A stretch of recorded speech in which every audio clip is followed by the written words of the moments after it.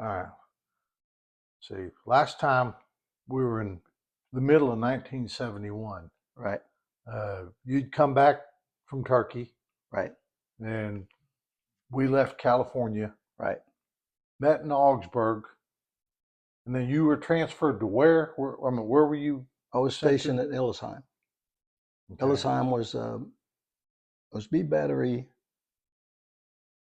uh, 7th 52nd Artillery. And about where is it? It's in Bavaria. The next biggest city next to it is Ansbach, and it's not too far away from Würzburg, Germany, which is a bigger city, but it's in Bavaria. Uh, it's a small base, right? I mean, Illesheim is just a tiny little town, basically a farmer. The whole area around was farms, and Illesheim housed a few families of farmers and had a guest house in it and a bar, I think. I mean, if you sneezed, you missed the You town. missed it. You blinked, you were through Illesheim. And the base was small too, right? Well, the base was a fairly good site. It was an infantry brigade and an artillery battery, and so it had a grade school, a commissary PX. I mean, it had quite a bit for. It was enough for us to live on, and the people were there, the families were there. Right. It was a pretty good housing area, so it was a nice size base. But again, it's in the middle. No place is ideal. Right. You're not in the middle of a city, and so it was a nice place to be if you didn't want to do anything because there was nothing to do there. Now, while I'm thinking about it, talk about the fog and driving in the fog.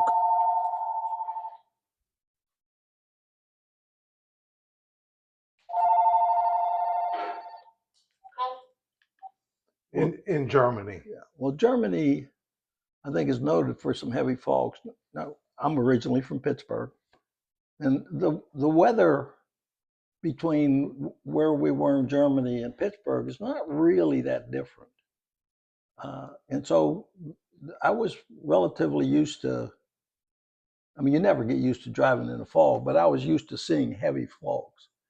But Germany was quite often in the fall, you would get some fogs that you couldn't see. I mean, not 2 feet in front of the You car. couldn't see in front of you. Couldn't see in front of you. I mean, it was foggy, foggy, foggy. And the other thing, the German highways at that time were, most of them were 2 lane, and they were raised, so the sides of the roads was several feet drop off if you left the road. And then because you had the fog and the wet weather, and winter came early and stayed long, you could get on some real black ice and it really be hazardous driving. You really need to know how to drive in bad weather. I mean, nobody can drive on ice, but if you're smart enough to slow down and take your time, you can survive. One thing I remember from being over there that occasionally you hear about it here, over there it was all the time, were these 50, 60, 70 car pileups. Yeah, well, there was a little bit of the reason behind that, Jim, is for a very, very long time, the Autobahn did not have a speed limit. Right. So you would have guys going 100 miles an hour on the Autobahn and hit a fog bank. And so people were, the rate of speed was much higher than it was around here. And so you had a lot of multi-car accidents on the huge pileups. Yeah, yeah. But that's changed. Most of the Autobahn now has speed limits. So you were the only, in Illesheim, you were the only barracks that wasn't infantry. Yeah, we had a barracks. So the whole brigade was an infantry brigade. I mean, the whole concern was an infantry brigade. Right. And they dominated in terms of, the equipment they had and their training and all that. They sort of had all the real estate. We had we had a billet. I think there was probably 150 people in the battery. Right. And our building had a mess hall.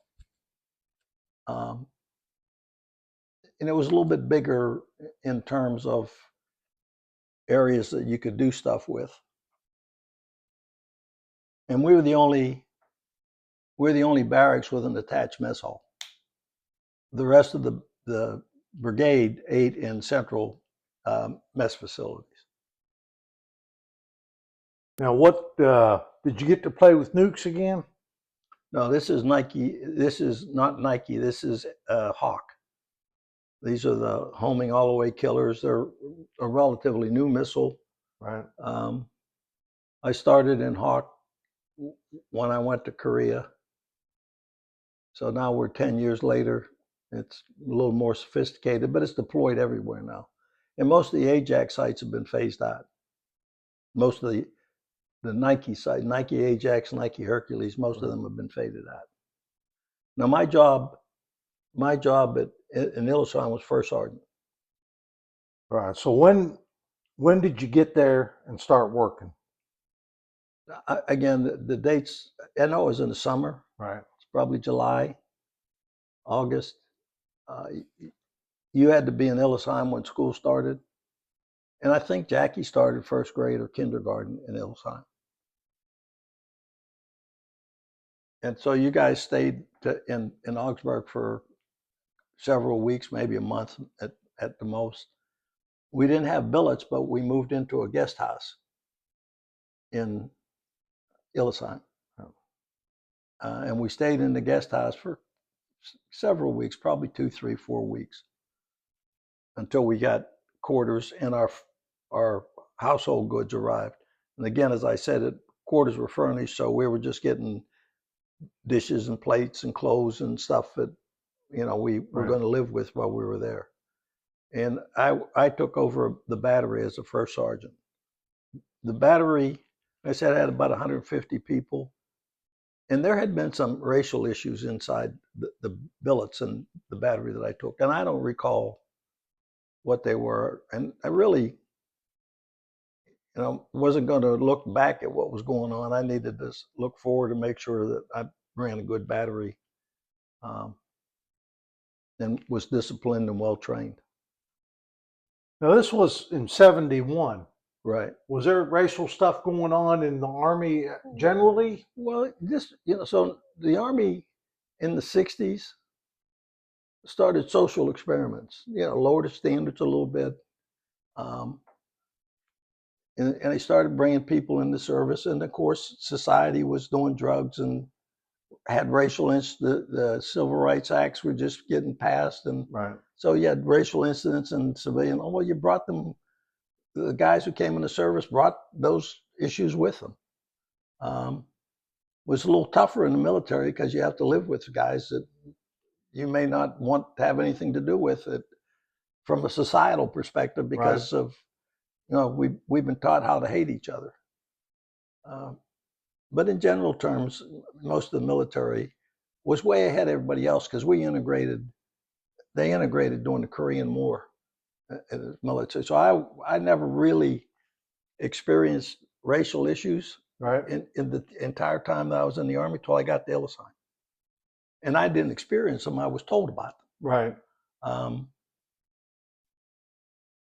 And so you take over the battery and then you say, okay, where am I? You give yourself, you have to meet the company commander and make sure he's the battery commander, make sure you and him are on the same page. You meet the other junior officers and the NCOs that you're going to be working with and make sure we're all going in the same direction in terms of we're going to be disciplined, well-trained, and do the things we're supposed to do as an organization in the military.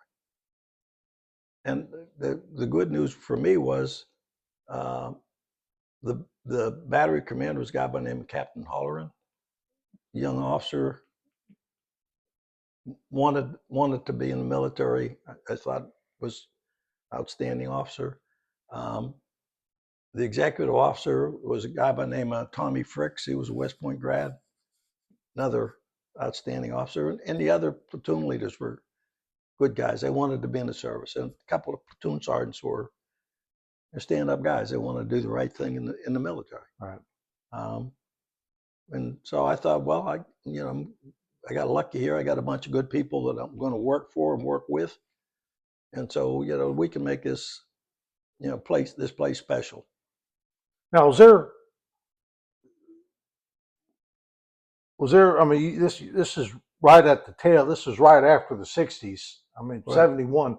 A lot of drugs going on. Yes, no. Yeah, a lot of drugs.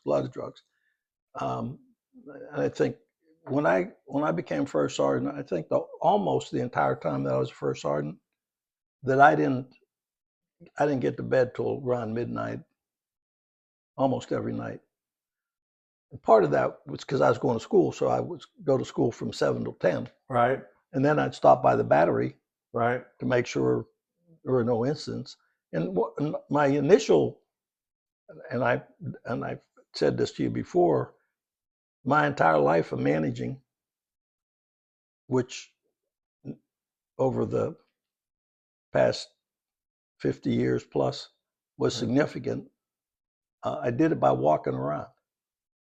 I wanted to know what was going on. I wanted to talk to people. I wanted to understand what the environment was and what other people were living in and what they saw. Right. And I was interested in hearing what they had to say. And so when I got to the battery around 10, 11 o'clock, I go to the battery. This after class. This after class, and nights when mom and I are at home together with you guys, and 9 o'clock, I said I'm going to make a swing by the battery. And at that time, and you probably still do, you have a charge of quarters in billets. Part of it, I think, came from wooden barracks and making sure there wasn't a fire there, and right. But that we had a charge of quarters, and the charge of quarters was to make sure any incidents that went on in the barracks were addressed immediately and call for help if he needed help. Notify me. That's a position somebody holds. No. Charge of quarters. Charge of quarters rotates through. That's a duty. It's like guard duty or so somebody. It's something somebody does. You create a roster, and it was everybody E5 and above would be a charge of quarters. Okay. The platoon sergeants wouldn't be, but all the other NCOs. Right. And so I would go in there and I'd walk through the billets. Well, you've been in the Army long enough, you could smell the drugs. And traditionally, the charge of quarters wakes everybody up in the morning so everybody gets to formation on time, et cetera. And I put out to everybody, the CQ is not waking up anymore. You have a responsibility to get out of bed on your own. Because I knew that the drug guys weren't going to get out of bed. Right. Okay. So you're responsible for making formation. So every morning, I'd show up at the battery at 6 o'clock in the morning. We'd have morning formation. And if you were missing, you were going to get punished. And when I got to know Captain Holleran the first month or so I'm there, I'm saying, look, we're going to clean this battery up. There were incidents here, and we're going to get rid of all of that. We're not going to have that. We're not going to tolerate it for a minute. So I'm going to bring guys in here to screw up. Every guy that I bring before you is maximum punishment. Now, you can give 14 days restriction. I forget what he could fine them. But everybody gets maximum. Nobody gets lenient. And so you get 14 days. After duty, you come report to me or the CQ, and I got a list of stuff you're going to do till about 10 o'clock at night for those 14 days. Right. And so I'd line guys up, and 5 guys, 6 guys miss formation, and I'd run them through, get them. When I walk out with them, I said, don't smoke drugs in my barracks. Don't cause trouble in my barracks. Okay? Because if you cause trouble in my barracks, you're going to be punished. And so it started to clean up. And at the time, you could get people who were not I said they lowered the standards, Right. and they created this environment where we're going to rehab everybody that's a bad guy. Right. Well, I went through the regulations and found out, well, you don't have to rehab them. If you go through the process correctly, which most companies, equal rights and all that stuff, there's a process you go through. If you're putting somebody on a program you're not shaping up, you got to do these things to Right. get better. Well, the Army had the same thing. You counsel them, you document that you counseled them, Right. you punish them, you give them a letter that you punished them. In the Army, 3 times you've been punished, you're out, you're fired. I could do a Donald Trump, you're fired. Right.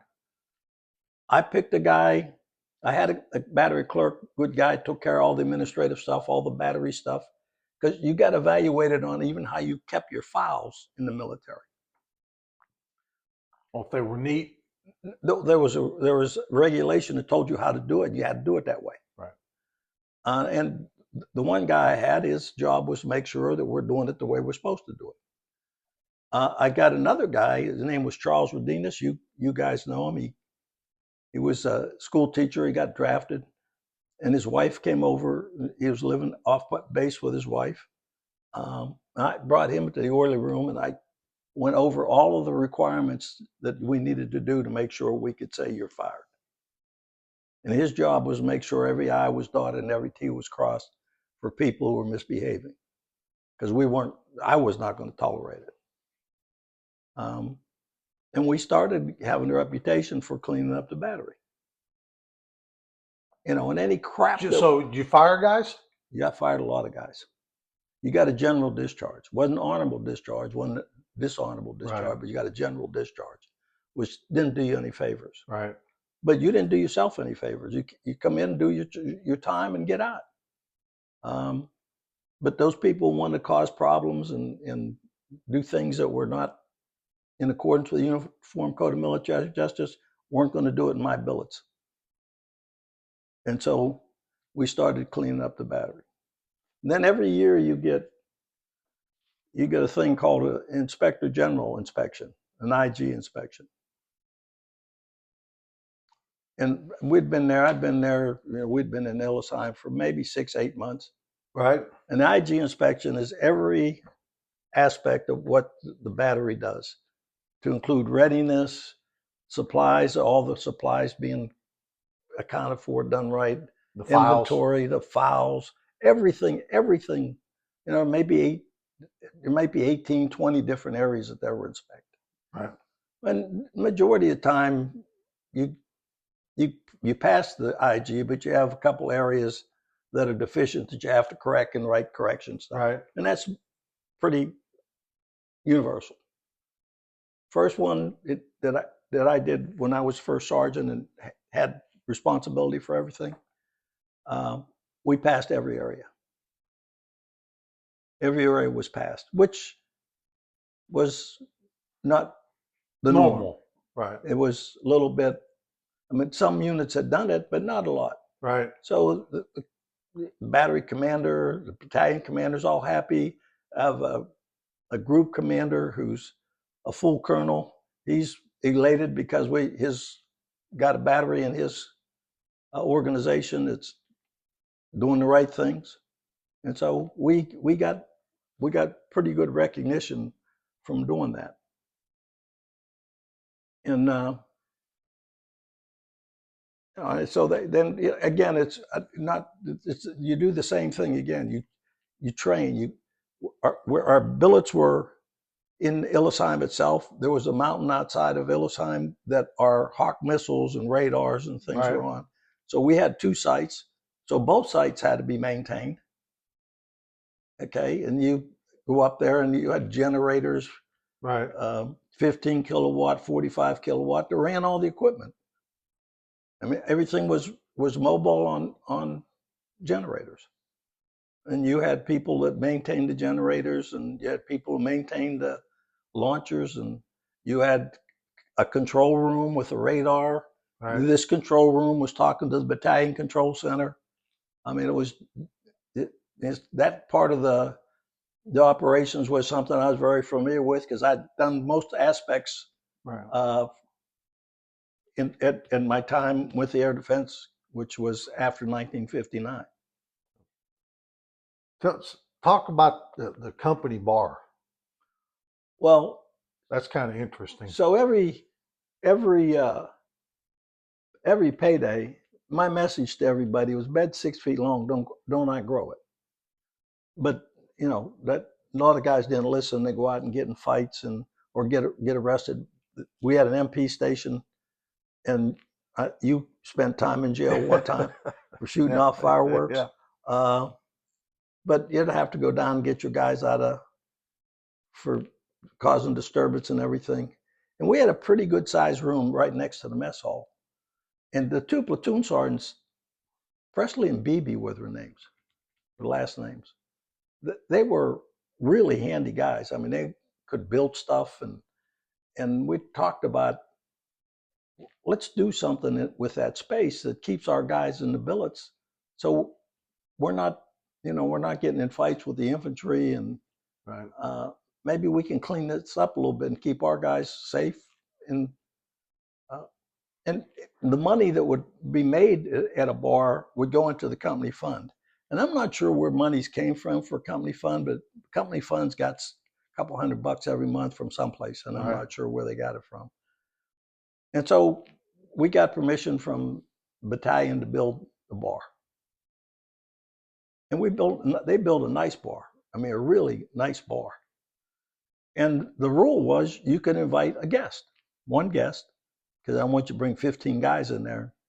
But you could invite one guest, but you couldn't go into the billets. You couldn't take your girlfriend upstairs. Right. But you could bring a guest, and the guest had to be out of there. I think we made the cutoff time 11 o'clock. In case you had to take her home, you'd make bed check. And our incident rate went way down, and the guys were happy with it. Go in there and have a beer at night and don't have to go out. It's a place to relax. Now, is that Presley the same guy with the poodle? Yes. Yes. That we got JJ from. Or no, JJ mated right with his dog. Right. That's Presley. And so we took the money and we did stuff in the billet. So we put it back in, give it back to the troops. Guys spent their money in, give back to the troops. Is a readiness check the same thing as a IG inspection? Readiness we did about every 3 months.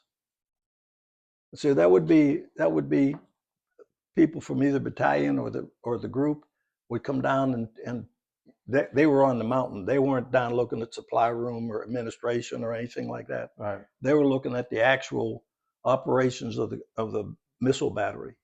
You locked on to targets. Again, you run the same exercises that we did at the higher places, but now you're at the battery level, and they're seeing you locked on it, or is your equipment ready? You have to take it apart, put it back together there, because we didn't move, but we had to act like we were moving. So you might have one section of the battery that was going to be disassembled and reassembled, and they would evaluate the control center with the officer that was running it. Right. But that was readiness. That was more often than the IG. The IG was once a year. General Kohler. That's an interesting story. Yeah. Okay. So the group commander, again, I got to know him because he was real proud of what we had done and came down and actually flew in and congratulated us. And got to talking to him. We had a handball court in Illesheim. And I learned to play handball, and I was a pretty good handball player. There was a dentist on the base that was probably a world-class handball player. And he would look for somebody to play with, and I'd go over there, and he taught me a lot of how to play the game. Kohler was a handball player. Now, what you say, group commander? Give us a little more idea. So you have a battery, right? You have a battalion, then you have a group. Okay. The group could be 3, 4 battalions. And he's a general. He's a full colonel. But Kohler is going to make general. Okay. So he's up there and he makes general while he's the group commander. He gets selected as a 1-star general. But he used to call me because the handball court was there and say, "Can you get the gym? Can you get the handball court on a Sunday?" Right. When he had time to come down and play handball. And, they were not going to refuse. I got a full colonel and 1-star general wants to come down and play handball. They weren't going to say no. Right. Because nobody's using the court. There's only a few people who played handball. Played racquetball in there also, but Right. wasn't that many people playing racquetball. Anyway, I would go play with them. And once in a while, I got the dentist to come over and play. And then those guys could really go at it because they're both really good. And so, I got to know him good.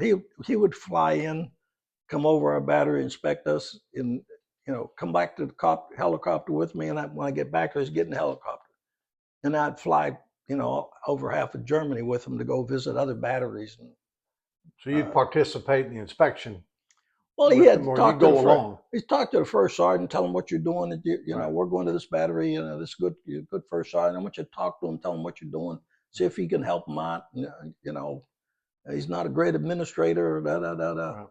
Right. So I did that a couple of times, and then he got moved to a billet for 1-star general, and new group commander was Hook, was his name. He came in, and it was he got to know our battery pretty good over time for a variety of reasons. But Kohler, the infantry brigade wanted our billets. They wanted to take our barracks and move us. Because you had a mess hall there, you had a bar there. Well, we were a separator from everybody else, which is an ideal position for us because we're not part of the brigade. Right. And so you wouldn't have to intermingle, didn't have to go to the mess halls and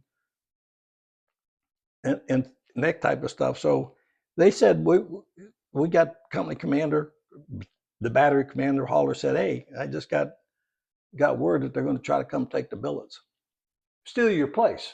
Yeah, we had put in a lot of money Right. that we had gotten, from the bar.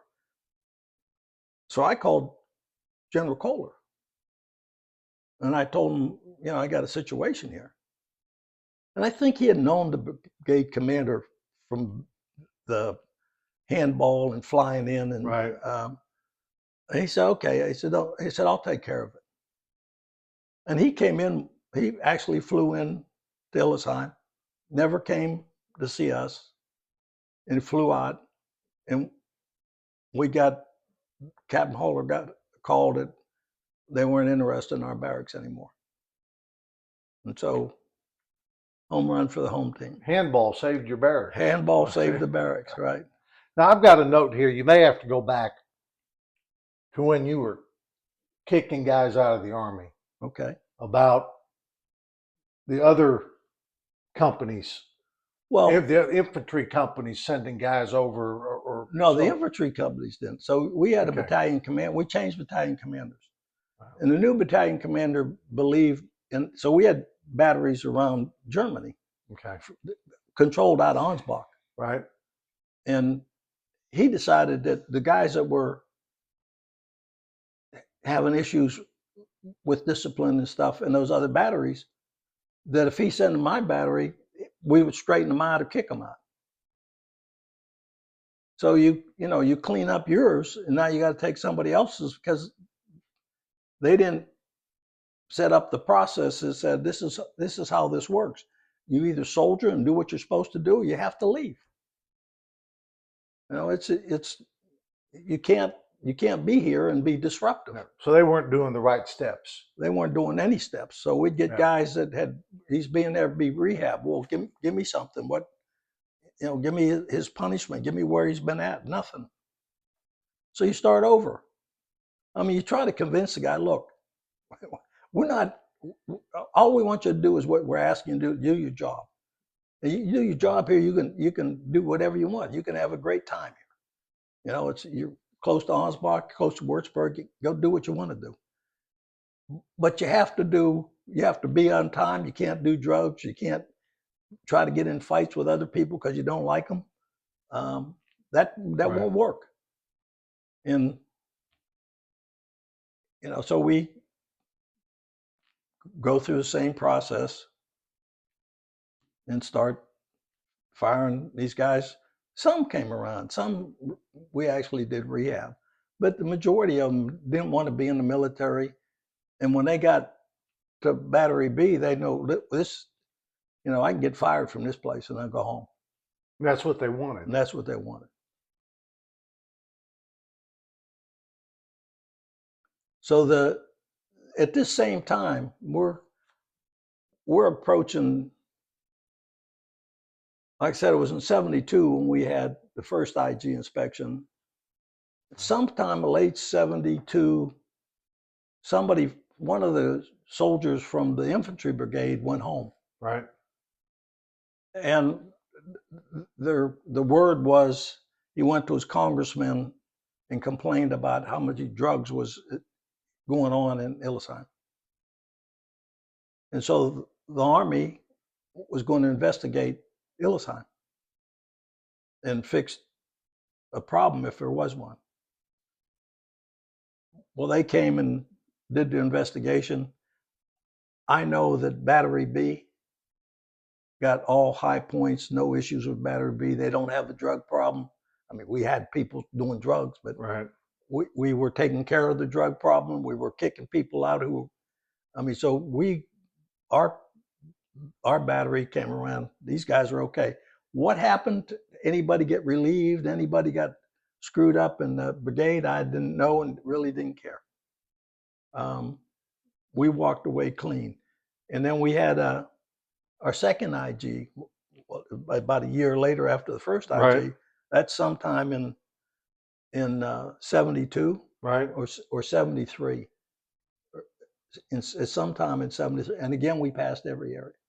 Now we got Colonel Hook, right, who's the group commander, and he's elated. No issues with drugs. Those issues are being addressed on a Right. regular basis.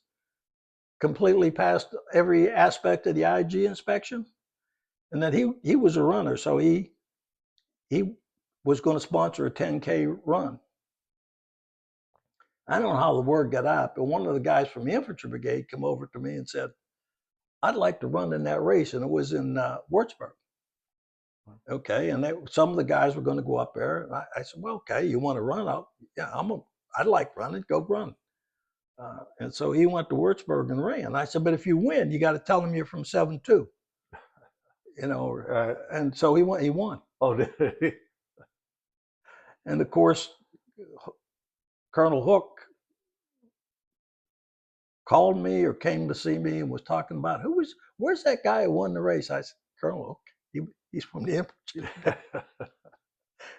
He just shook his head. I said, "He wanted to run." I said, "A runner's a runner." But that was a bad idea. I didn't think he was going to win. I said, Right. "He's going to go run a race." And then, so in 73, Jim, Yeah. in 73, now the senior NCO list or promotions are coming out of the Department of the Army. Right. They're no longer at the division level. And so the E9 list comes out. You get selected for E9, then you get selected for Command Sergeant Major. You can't get selected for E9 and Command Sergeant Major at the same time. At least Right. you couldn't then. So the E9 list comes out, and I'm on the E9 list. And I don't know. So when you come out, you got a number. Right. And I don't know when the selection was made. It could have been made in late 72. And Right. if it was made when I had less than 18 years in, then I was selected below the zone. Regardless, I was at the zone, which is Right. highly unusual for somebody to be selected at that period of time in the Army to make E9. So I made E9, which meant we were leaving again. Right. The Command Sergeant Major for the battalion that was stationed in Würzburg had rotated, and they hadn't replaced him. So I was going to go be the Command Sergeant Major for the battalion that was in Würzburg as an E9, but I was still in the E8. I hadn't made E9. But we left And we went directly from quarters in Illesheim to quarters in Würzburg. I think they were both like on the third or fourth floor. Illesheim was Okay. the third floor. I'm not sure it wasn't the first floor. No, it wasn't. 'Cause school was behind us, Right, right? right. Yeah. So you Yeah. look at so Soccer field. so we went up to so we moved to Würzburg, and that was again Early 73. it was early mid 70 March. It might have been May, and you started. You might have finished school in Ansbach that year. Right. I think that was your ninth. Yeah. That was your first year in high school. So Würzburg was 10th grade. Würzburg, you're a sophomore. Yeah. So I think that was, and so we got up there in time for you to start school. I think you enjoyed that school. I did. Yeah. Yeah. I mean, and there was a bunch of nice kids that Yeah. you went to school Yeah. It with. was a shame we left Yeah. 8 months later. Yeah. You know. Yeah. Yeah. Well, it sucked, but Yeah. you guys could go to the bar right down the street. Right. All you guys go hang out and go drink beer at the bar. Buy French fries. Yeah, you go. Yeah. All right. Well, that takes us to the middle of 73. And next time we start on Würzburg. Yeah, we'll start when we got moved to Würzburg. All right.